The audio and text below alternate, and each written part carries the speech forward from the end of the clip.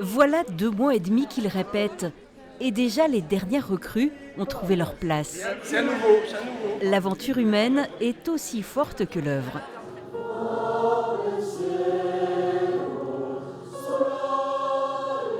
Le chœur de Nabucco nécessite 70 chanteurs, un record pour la Bopera.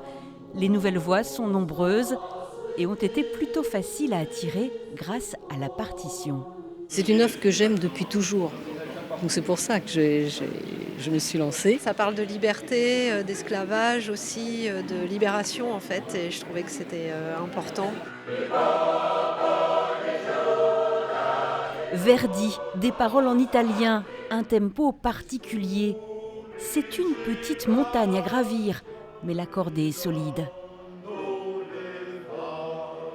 Entre la bienveillance de tout le monde et à force de répéter, de prendre le temps de vraiment répéter chez soi, travailler, ça aide. On apprend ensemble, on construit ensemble, c'est vraiment très chouette. Donc c'est vraiment un grand plaisir.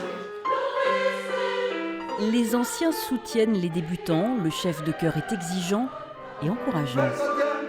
Stop.